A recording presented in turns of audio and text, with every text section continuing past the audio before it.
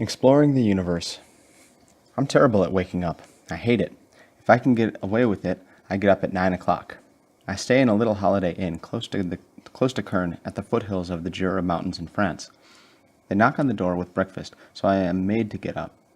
I get the Herald Tribune delivered and pain au chocolat and coffee. Kern is one big physics lab, a 20-minute walk away across the border in Switzerland. You can see Mont Blanc. It's absolutely beautiful, and it makes my day. I've always been a scientist, always. From as far back as I can remember, I wanted to do something about space exploration or astronomy.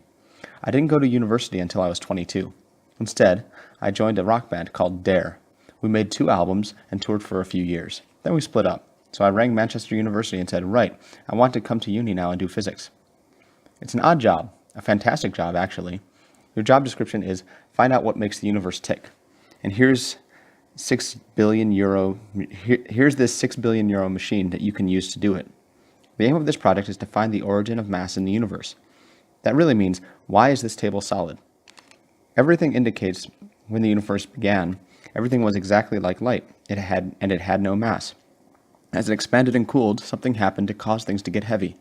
We don't know exactly where in time that happened, but we know exactly where in time that happened, but we don't know exactly what it was that happened. The machine's been built specifically to go to that place and watch that process unfold.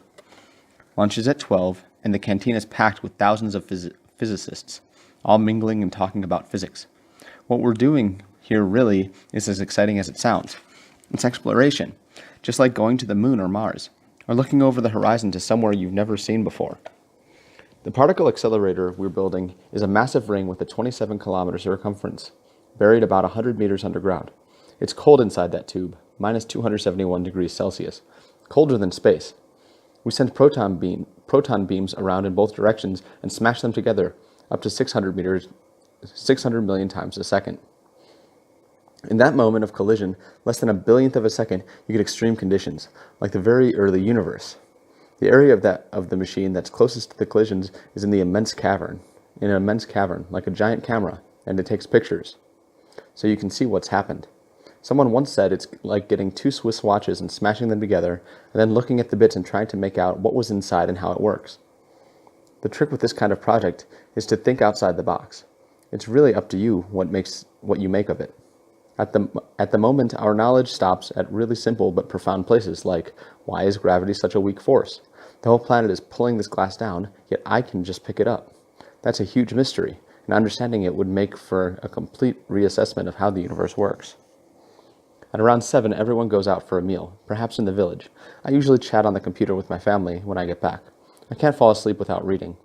It doesn't do for it to be physics, though, or I wouldn't go to sleep.